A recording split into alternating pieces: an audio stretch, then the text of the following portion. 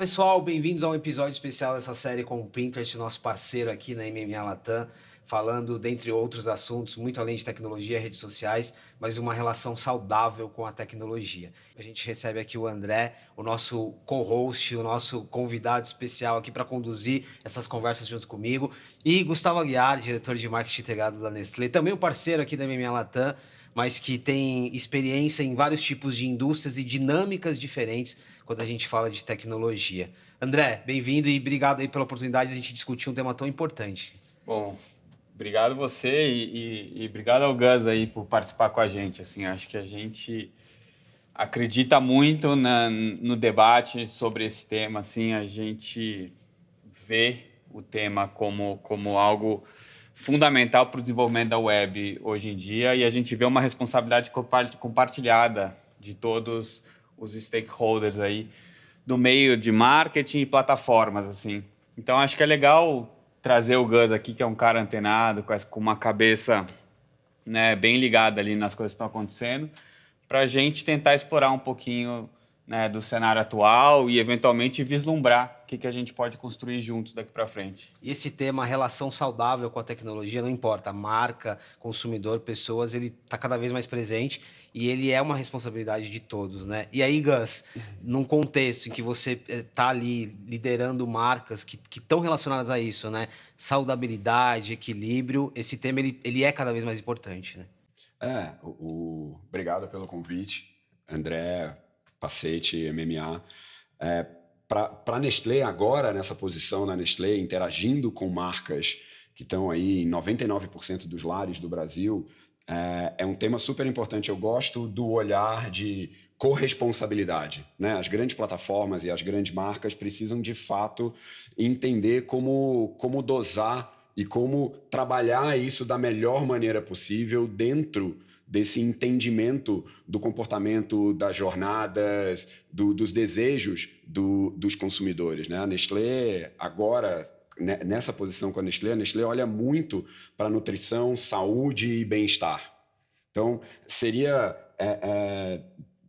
não estaria na mesma direção falar com as pessoas de uma maneira que mais incomoda elas, mais deixa as pessoas num estado de tensão. Isso vai contra o bem-estar, isso vai contra toda a parte de nutrição sustentável, saúde. Então, eu acho que o debate, a conversa agora vai ser muito bacana. André, tem um lado aqui que o Gus já trouxe de corresponsabilidade, que eu acho já é uma palavra muito importante aqui, mas só um exemplo antes, a gente vive um processo de hiperestimulação, né?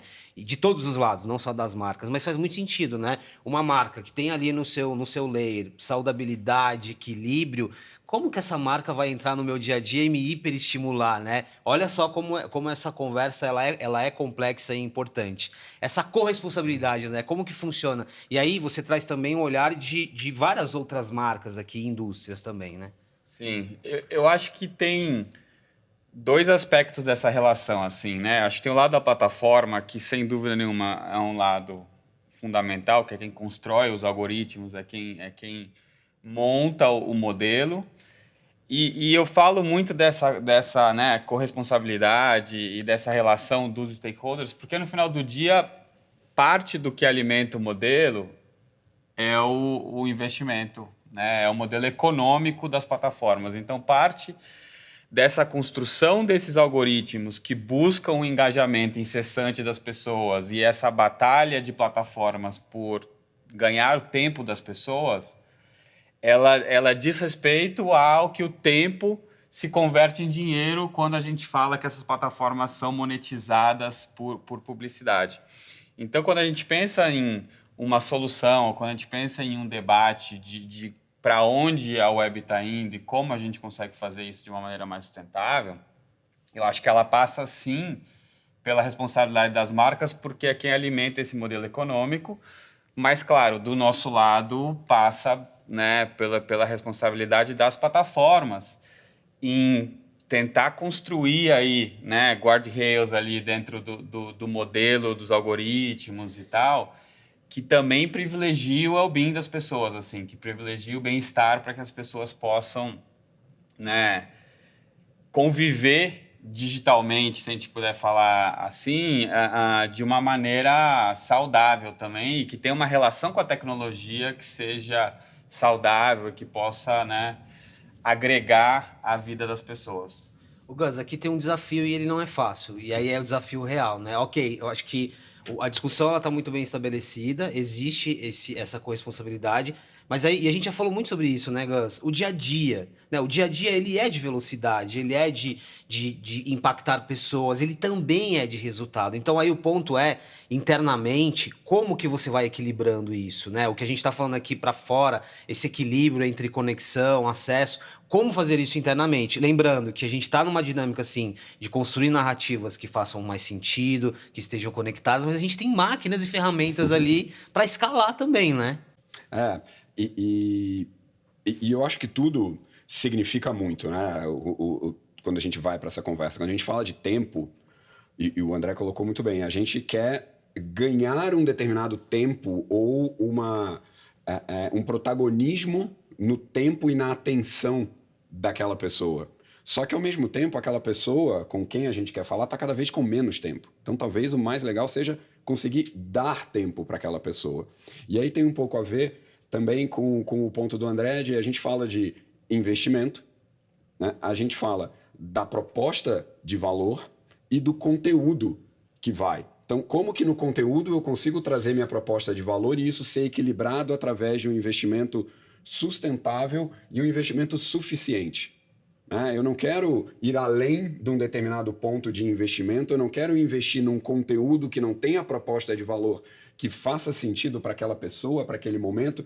Então a gente começa a juntar uma série de conceitos para poder tentar chegar da melhor maneira possível naquele consumidor que gere uma ação positiva que fale de saúde, de nutrição, de bem-estar.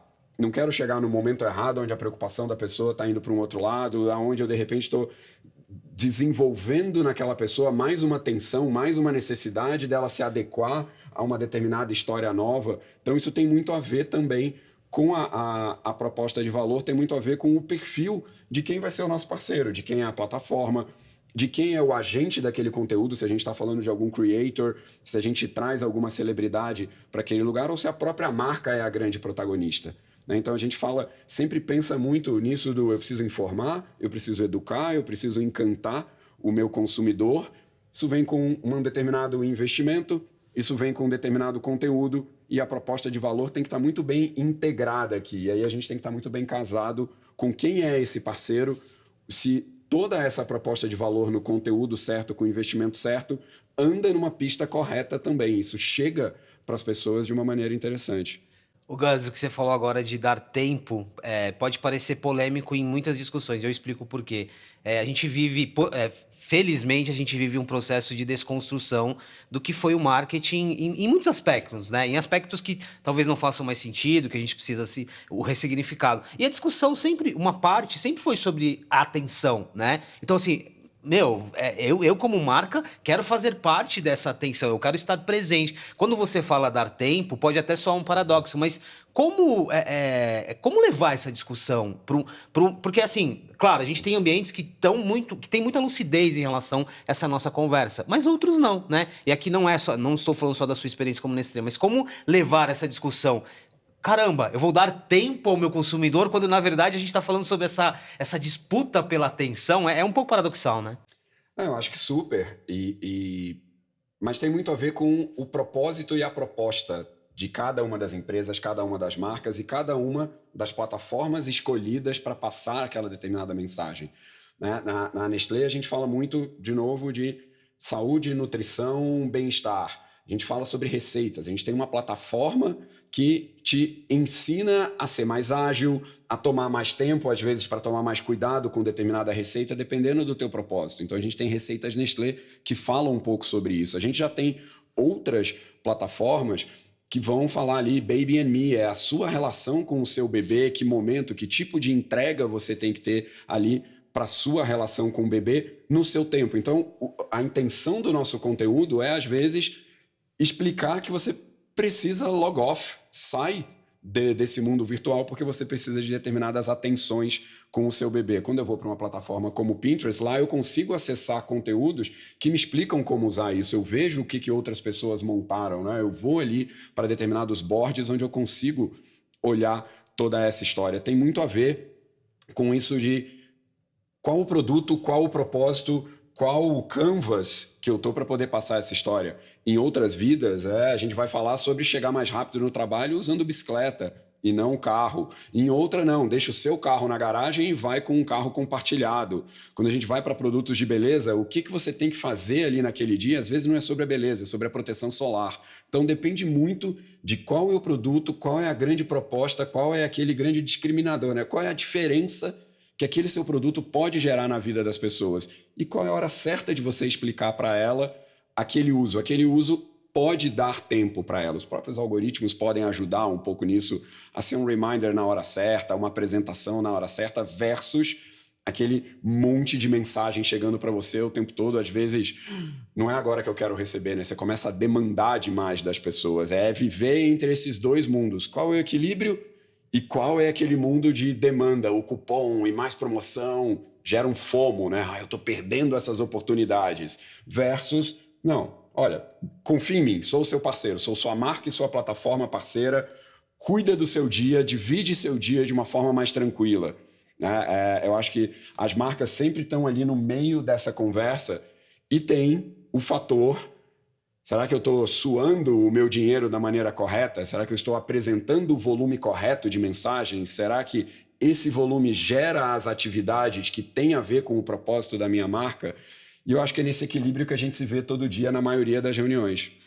Nesse paralelo acho que o Gus tocou aqui, né? Acho que há analogias ali para outros aspectos da nossa vida que a gente está buscando esse equilíbrio também.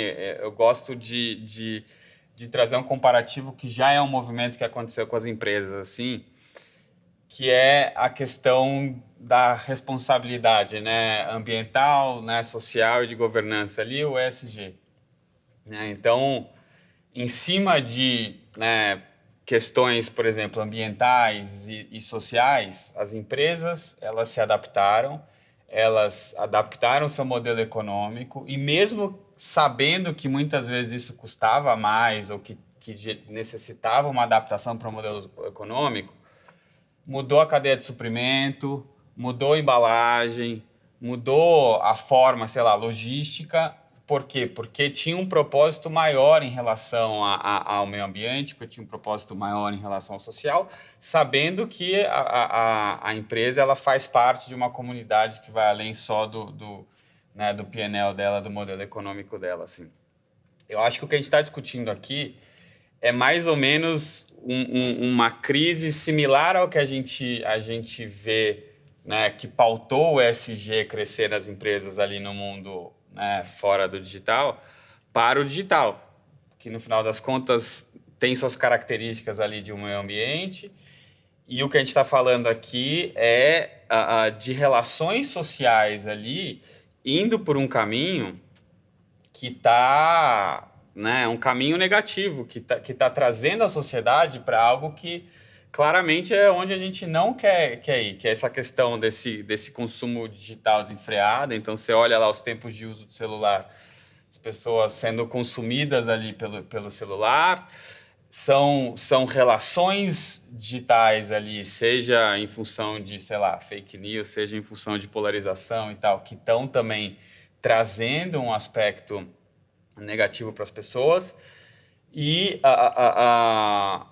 todos nós inseridos dentro disso, assim. Então, quando a gente começa a trazer esse paralelo do ESG, pensa o seguinte, que dentro do modelo econômico de uma marca como a Nestlé ou de um anunciante, deveria estar ponderado o quanto o meu investimento está ou não alimentando esse comportamento da web ou está alimentando o lado positivo da web, assim. Porque isso vai fazer com que a gente possa mover a roda na direção certa, assim. E aí o que eu vejo é assim, no curto prazo, talvez isso sim tenha uma mudança de um paradigma do modelo econômico, talvez isso sim, se você comparar diretamente o legado, a estrutura de custo para a estrutura atual, ponderando, sei lá, a positividade e esse bem-estar como modelo econômico, talvez ele ainda tenha uma diferença, mas se você pensar que você está fazendo isso para construir não só o seu negócio de curto prazo, mas o legado que você vai fazer para o longo prazo, digitalmente falando, você está fazendo um investimento válido. E é mais ou menos isso que acabou pautando o Pinterest para investir né, nos nossos pilares ali de positividade e a gente levantar essa bandeira publicamente, que surgiu com algumas ações que a gente fez na história da companhia e que ela foi se reforçando, né, e se alimentando assim, e hoje a gente vê que a gente está construindo um ativo provavelmente dos mais valiosos da web, que é poder dizer que a gente tem uma plataforma onde as pessoas passam um tempo que retorna de maneira beneficial do ponto de vista de bem-estar e positividade para a vida delas, assim. Ô, Gus, eu vou trazer, só segura aqui que eu vou trazer um pouquinho essa parte do ESG que o André colocou, que é super importante. Mas só para a gente fechar aquela primeira parte também, esse desafio que você falou, explicar esses pilares, aquela pergunta que eu fiz para o Gus, né, de disputa por atenção, e a gente sabe que o Pinterest vem trabalhando isso, especialmente Brasil, Latam, vem trabalhando isso, né? O que é, qual que é o propósito de Pinterest também? Mas vocês viveram esse dilema também? Pelo menos do lado de fora, do tipo, não, o Pinterest está ali, disputando com outras plataformas. Em determinado momento, ao falar com o mercado, vocês sentiam isso? Tipo, ser colocado numa mesma caixinha e, na verdade, não, somos outra coisa aqui. Vocês vivenciaram isso? Sem dúvida. Acho que a gente ainda vivencia, assim. A gente, todo dia é uma batalha para explicar um pouquinho, né, o porquê que a gente é diferente e explicar que o diferente, né, né, o propósito, o valor que a gente entrega com isso, também entrega para o negócio das marcas, e a gente já tem vários estudos do ponto de vista de retorno sobre investimento e tal, atrelado a um ambiente mais positivo, atrelado a um pouco da realidade da nossa plataforma, assim. Então, é um desafio, porque você sabe, né, o marketing digital, ele é um marketing duro, numérico, né? Performance. Performance. E é parte da nossa responsabilidade, assim. O nosso CEO, Be Ready, entrou faz um ano, ele trouxe isso também para a companhia, assim. A gente acredita muito nos valores que a gente traz como visão mesmo para o mercado e tal. A gente acredita muito, né, na experiência que a gente oferece para os nossos usuários dentro da plataforma. A gente vê isso claramente numa cadeia de valor para os anunciantes, mas o que ele traz para a gente, assim, e é algo que a gente tem trabalhado muito, é que, assim, sim, né, a gente vai ser cobrado por performance e a responsabilidade é nossa mostrar, provar que o que a gente entrega também é performance para o anunciante, assim. Então, a gente sabe que a gente precisa conduzir isso junto com os nossos parceiros ali, anunciantes e tal, e é o que a gente faz com a Nestlé também, de construir essa jornada de conhecimento mesmo e de leitura do que a gente faz juntos para que entregue o retorno sobre o investimento para o mercado. Percebam que Pinterest também como marca vive exatamente o mesmo desafio, né? Esse ponto de equilíbrio. Eu acho que tem uma história boa aqui, e se a gente desidrata todo esse tema e vai ali para a base da história, sempre vai ser uma discussão, e conheci o André em outras vidas, né? Nós dois estávamos em outros lugares, mas é um pouco... O mundo estava meio na lógica do CAC, né? Eu tenho que pegar aquele usuário da forma mais barata possível. E aí, quanto mais notificação eu mandar, mais barata, mais ele vai saber. Tinha uma lógica até de lá atrás de TRP, qual o número de TRPs que eu tenho que impactar ainda no offline, né? Eu diria que esse é um pouco do lado duro que o André colocou aqui, mas né? Isso, é o CAC. E o CAC invadiu as empresas e não, eu tenho que ter o CAC barato, como que eu chego nesse CAC... E aí, num determinado momento, todo mundo começou a entender o LTV. Aonde eu começo a ter um pouco mais de valor numa relação de mais longo prazo, mais sustentável, que tenha a ver mais com o propósito da minha marca bem conectada com o propósito daquelas pessoas, daquele consumidor, a minha marca de forma, de novo, sustentável nos momentos corretos e úteis da jornada daquele consumidor, e aí a gente começa a ter o LTV sobre CAC. Que quando a gente vai discutir com os CFOs mas você não vai dar o resultado nesse ano, nesse exercício, como que você vai me dar o resultado daqui a 3? Daqui a 3 não sei se a gente está aqui ou não. Então, como normalizar um pouco também essa equação do PNL curto prazo com um PNL sustentável, mais longevo aí das marcas, é uma história muito bacana também, que tem a ver com quem são os players que estão na mesa, quais são os propósitos mais ou menos alinhados ali na mesa. Tem um equilíbrio aí também. Que tipo de chamada, que tipo de notificação é sobre aproveita uma promoção, uma história que é agora. Então tem proposta de curto prazo, proposta de longo prazo. A gente começa a trabalhar um pouco mais nesse LTV. Eu posso consultar conteúdos que falam mais sobre isso de uma maneira mais perene, mas eu acho que vai um pouco sobre essa história do senso de urgência, do agora, do senso de conversão, de fazer um resultado agora, com o senso de conexão mais prolongada com a marca, mais voltado para esse LTV, onde eu vou ter aí sim uma relação sustentável de revenue, de dinheiro entrando para a empresa através de uma troca sustentável de entrega de produto, entrega de benefício e a manutenção daquele cliente, daquele consumidor, daquela pessoa dentro dessa rede de interesse, dessa rede de informação, de educação e de encantamento que você acaba criando. Acho que as duas ponderações de vocês, elas diferenciam muito a nossa conversa. Porque poderia ser só na teoria, né? Não, a gente precisa olhar para uma narrativa mais positiva, a gente tem que dar mais tempo para as pessoas, poderia ficar só. Mas aqui eu acho que está muito claro, primeiro, é o equilíbrio, né? Ninguém aqui está floreando, dizendo que é só sobre narrativa. Não, é sobre resultado. E é resultado de curto, médio e longo prazo e por aí vai. Então acho que isso aqui determina muito a nossa conversa, né? Ok, estamos falando aqui de um novo contexto, mas tem um negócio rodando aqui, como você disse, né? O marketing digital que era duro e agora a gente tá rediscutindo como amaciar esse ponto. Deixa eu pegar agora, Gus, e aí voltando ao que o André falou de ESG. E de novo, essa é uma parte muito importante porque ela mostra que o marketing, o Martech, toda essa área que ela não está isolada. De novo, ela precisa estar conectada a uma jornada de longo prazo dentro de uma companhia. E aí, como que isso se dá? Né? Em que nível, quando a gente fala especificamente de Nestlé, que nível que tá? Quando eu pego um propósito lá na ponta, cadeia de parceiros, rastreamento, monitoramento, propósito, como que isso chega no marketing, também quando a gente fala de saúde mental. Eu lembro que nós tivemos uma conversa sobre saúde mental, né?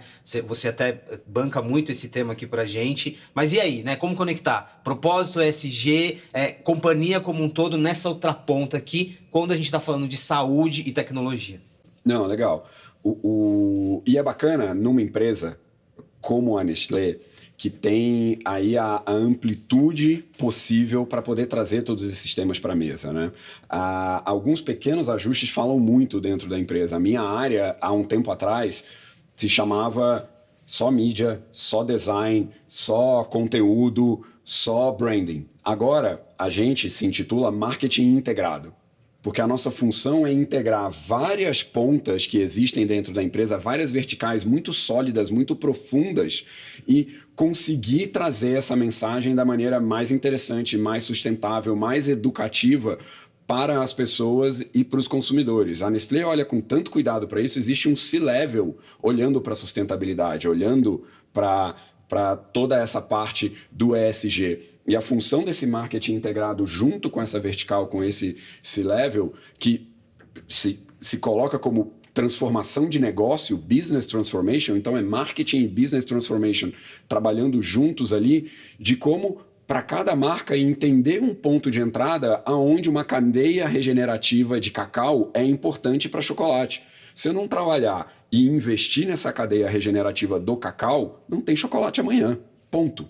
Então, a Nestlé tem que ter um papel protagonista forte de líder de segmento para poder falar de cadeia regenerativa de cacau, cadeia sustentável do leite. como a gente olha para grandes dimensões do leite, olha para a água, olha para o cuidado com o animal, olha para a terra aonde esse animal interage, tem toda a pastagem e tudo mais, como que você vai para essa cadeia sustentável do leite, como você vai para o café e trabalha junto com os produtores. Então, é uma história que poderia estar muito só de um lado produtivo, né, de um lado quase que fabril do processo, e a gente já olha para garantir que tenham produtos que você possa identificar através de blockchain qual a origem daquele café, se aquele cacau vem, a gente tem produtos como o Kit Kat que vem 100% de cacau, de fazendas e produção de cacau regenerado, o que é muito legal, um produto que está em tudo quanto é lugar, já vive aquele compromisso. No meio de ter essa cadeia, garantir essa produção, entregar isso no produto,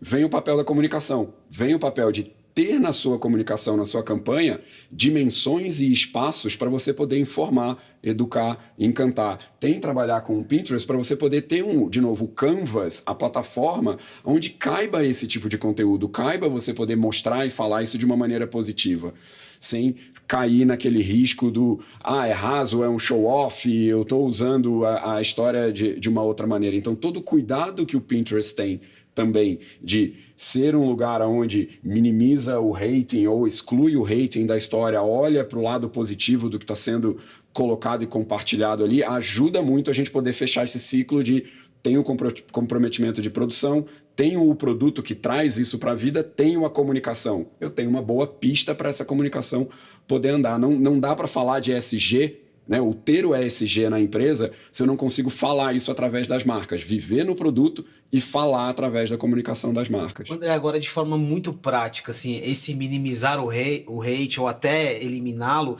primeiro, por quê? E aí até para quem não está muito familiarizado com o universo de Pinterest, por que vocês conseguem fazer isso? Assim, que dinâmica que existe ali nesse ecossistema que permite isso? E aí eu já queria que você emendasse um pouco com o lado de boas práticas, né? Não só dessa relação com o Nestlé, mas de outras marcas. O que é possível ser feito, né? De levar toda essa conversa para um ambiente que ele é muito saudável e que ele descola de muitos outros. Sim, eu acho que tem uma questão da natureza da plataforma, né? O Pinterest, ele nasceu como esse livro de colagens ali, né? Onde você vai pegando as coisas que te interessam, suas áreas de interesse e tal, e construindo suas pastas e agregando referências em relação às áreas que são de interesse pessoal, assim. E porque é uma plataforma onde as pessoas estão muito centradas no que elas amam, no que são os interesses pessoais dela e nelas, no desenvolvimento delas, acaba sendo uma plataforma onde as pessoas se realizam, né? Então, a nossa missão é inspirar as pessoas para que elas possam criar a vida que elas amam. Então, isso é parte core da experiência da plataforma. Então, parte do porquê a plataforma entrega essa né, reconhecido pelos usuários ali, esse ambiente positivo, e os usuários comentam para a gente que eles saem melhor da plataforma do que eles entram, então eles saem mais felizes, aí a gente já fez alguns estudos sobre isso, diz respeito a um pouco o momento que você está no Pinterest, é o momento que você está focado em você.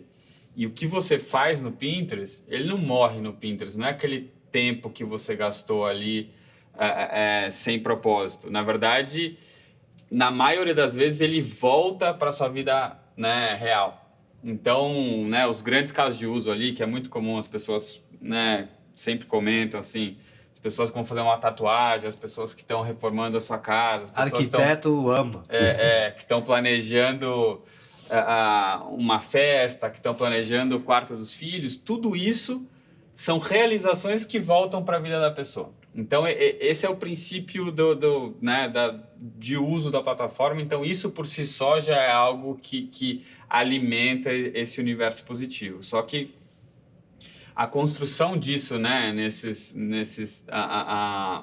mais de 10 anos que a gente tem de história, não veio gratuitamente. Assim. A gente investe há muito tempo em proibir conteúdo político, em proibir publicidade política, o que nos Estados Unidos, lembrando, né, a gente é uma empresa de capital aberto americana, é um grande negócio, né? Então, aqui no Brasil, nem tanto existe a cultura ali da publicidade política, mas lá a gente proibiu, antes da eleição, né, todo esse movimento de polarização, eleição de Trump e tudo mais, assim, a gente proibiu conteúdo anti-vacina em 2017. Antes de todo né, essa temática ser polêmica durante a pandemia. Então, foram algumas decisões que foram tomadas ali em relação, né, a políticas restritivas mesmo, de alimentar um ambiente que privilegiasse o bem-estar e né, a positividade, que evitasse essas áreas de atrito, foram reforçando esse ecossistema de positividade e das pessoas se sentirem bem dentro da plataforma. E por isso que eu digo, assim, um alto reforço, assim, quanto mais a gente investe nisso, mais as pessoas retornam para a gente. Então, né, ano passado, no reporte da Business Insider ali sobre Digital Trust, a gente é a plataforma número 1 em Digital Trust global, e isso acaba sendo um retorno desse investimento que a gente vem fazendo, assim. Então, é algo que hoje se transformou num ativo, no nosso entendimento, muito valioso, mas que no contexto de mercado ainda não está contabilizado no balanço, ainda não é algo que, se olhar lá no mercado de ações, vai estar contabilizado no valuation, mas eu, particularmente, eu acredito que em algum momento isso vai fazer parte. Porque na hora que os stakeholders, né, seja os investidores de marketing, seja os investidores do mercado de capitais ali, cobrarem das empresas que estão construindo, né, algoritmos completamente, né, viciantes ali, incessantes de tomada de tempo, ou que estão permissivas do ponto de vista de conteúdos dentro da plataforma, na hora que os stakeholders começarem a cobrar essa responsabilidade, isso vai ter um impacto no negócio. Então, é algo que a gente já está se adiantando e construindo como um ativo da companhia ali, e acho que todos os indicadores reforçam isso. Aqui a gente já puxa uma outra caixinha que é de extrema importância para as marcas. Estamos falando de AI generativa, a gente está falando de um desafio das plataformas e Big Techs como um todo, de regulação, de transparência, que ele não é novo, mas ele se agrava com todos esses elementos. Então, aqui entra numa discussão muito importante, né? Essa discussão, ela não é das plataformas, ela é de todo mundo. Voltamos à questão da corresponsabilidade. Gus, eu vou terminar com uma pergunta de médio e longo prazo, mas eu gosto muito de dar sempre testemunho pessoal. Eu usei recentemente Pinterest com o arquiteto, por isso que eu falei, né? O arquiteto estava ali desenvolvendo um projeto, falou, ó, vai lá, me passa o link da sua conta no Pinterest e vai colocando lá suas referências. E é interessante, tem um outro lado aqui que é de consumo, mas é um consumo consciente, porque eu estava ali focado em algo, era o desenvolvimento do projeto da casa. Depois, sneakers, que não necessariamente é um consumo consciente, mas pode ser consciente. Então tem um lado ali de consumo também, de educação para o consumo, que eu acho muito interessante. Gus, para terminar, você tem um filho de quantos anos? 14. 14 anos. E aqui é uma desconstrução. E aí? E essa Gen Z, Alpha, essas gerações que vêm por aí? A gente vai se surpreender com essa galera quando diz respeito a equilíbrio entre tempo, conexão e por aí vai? Cara, eu acho que isso é o que mais assombra a gente, né? Os pais, sejam pais de crianças que estão nascendo agora, quem está esperando bebês, ou quem já está aí com 14, entrando numa adolescência, começando a entender que já eles estão mais independentes do que nunca, né? Eu gosto da fala do André, que eu acho que é materializada ali num propósito do Pinterest, desse retorno positivo.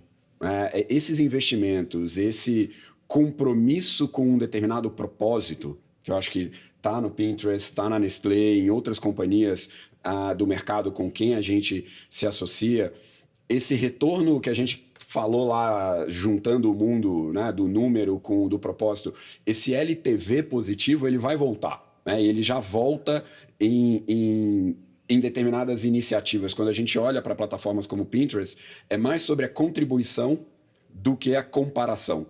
E é muito legal quando você pode soltar. Eu estava pensando, vocês estavam falando de arquitetura e tudo mais, eu estava pensando aqui no meu filho, há alguns anos atrás, lancheira de escola.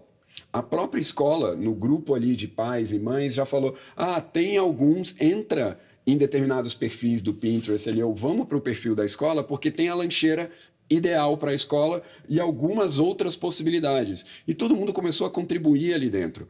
Então, tem um olhar colaborativo também, menos sobre não comparar a lancheira 1 com a lancheira 2, o tipo de produto, mas tinha, se eu quisesse, um dia da semana, fazer uma proposta vegetariana para aquela lancheira, se eu quisesse fazer uma proposta vegana, se eu quisesse fazer uma coisa mais colorida. Pô, legal essa história, hein? Isso aí vamos guardar. É um case bom. Mas é muito bacana, porque e a gente incorpora, e quando eu chego anos depois, porque eu entrei na Nestlé tem pouco tempo, quando eu chego aqui, vejo o pessoal de receitas trabalhando ali, a gente também usa isso, a gente já fez inclusive atividades e campanhas para falar da lancheira ideal. Porque quando a gente fala, né, eu vou te sugerir uma receita, é não só como preparar um prato, um doce, um bolo, ou uma comida inteira, uma refeição inteira no final de semana, mas o que você manda para o seu filho consumir na escola, como aquilo influencia as outras crianças, como aquilo ajuda as outras mães. Eu acho que tem muito a ver com o que você perguntou. Eu olho para ele hoje, ele tem muito tempo online, mas muito do conteúdo dele, ele joga basquete. Então ele vai e aprende ali ele quer dunkar, ele quer enterrar agora. Então ele fica vendo conteúdo de how to, como ele aprende a dunkar, e ele desce para a quadra e vai tentar isso na quadra. Eu acho que essa é uma relação positiva, né? É muito difícil a gente parar a tecnologia. É muito difícil a gente parar o volume de, como a gente falou lá atrás, propostas de curto prazo, oportunidades que só acontecem hoje, um tênis de basquete por um determinado preço, um lançamento, vai vir o tênis, vai vir o Kobe novo aí, ele tá lá no basquete na história do Kobe, mas ele entende o conteúdo, ele já interage de uma forma positiva com, eu quero determinados valores da vida do Kobe, da vida dos grandes jogadores de basquete. Ele quer saber como ele pode ter mais foco, como ele pode chegar mais cedo para treinar. Então, sempre que a gente puder usar a tecnologia para esse equilíbrio, para dar mais tempo offline, para dar mais tempo de curtir a quadra, curtir a natureza, curtir uma refeição, e não a tecnologia para excluir socialmente, como que eu mando um aviso na hora que eu sei que a pessoa está sentando na mesa para um determinado jantar em casa para usar os meus produtos, eu mando o aviso, desliga o celular. Aí é a hora da marca fazer o compromisso correto, usar o algoritmo bacana da plataforma para... Eu sei que naquela hora ele vai interagir. Cara, deixa ele interagir com aquela mesa. Não deixa ele sair da mesa. O que é urgente e o que é importante? O importante é ele interagir naquela refeição. É ele entender toda a saudabilidade que uma refeição pode dar para alguém, que é a interação daquela mesa, saber dos momentos e tudo mais. Então, é hora do compromisso do mobile ali, de que a gente, no nosso conteúdo, no nosso propósito, que a gente falou ali no início, né? Qual é o valor agregado ali? Desliga agora. Curte a sua refeição de uma maneira bacana. Volta depois para compartilhar com a gente o que foi de legal. Né? O que você aprendeu, mas é garantir que a marca faça um pouco desse equilíbrio para eu poder ver o meu filho ali e saber, ele está interagindo com marcas e plataformas sustentáveis e interessantes que estão preocupados também com o tempo offline dele. Eu vou terminar com um insight aqui, muito baseado nessa história do Gus, perenidade. Porque, independentemente da plataforma, não é porque a gente está falando de Pinterest aqui, mas o quanto que uma plataforma tem a capacidade de acompanhar uma pessoa na vida dela.